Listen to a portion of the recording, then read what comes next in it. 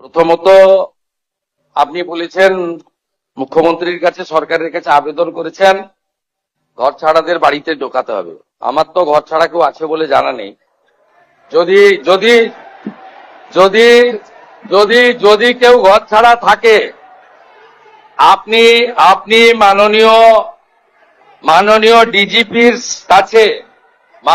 ডিজিপির কাছে তালিকা দেবেন, কিন্তু শর্ত একটাই, ওই ব্যক্তির বিরুদ্ধে 2021 সালে নির্বাচন পরবর্তী সন্ত্রাসের যে 12,500 এফআইআর হয়েছিল তার কোনো অভিযোগ নেই।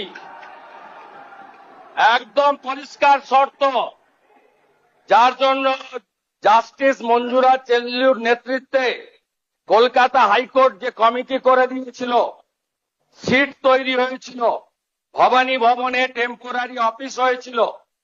আপনি তালিকা দেবেন, তার মধ্যে যদি সম্মানীয় রাজনৈতিক ব্যক্তিত্ব থাকে যাদের বিরুদ্ধে 2021-এর পোস্টপোল ভায়োলেন্সের অভিযোগ নেই, তাকে সসম্মানে এলাকার বিজেপির বিধায়ক এবং এসপি গিয়ে বাড়িতে ঢুকিয়ে দিয়ে আসবে।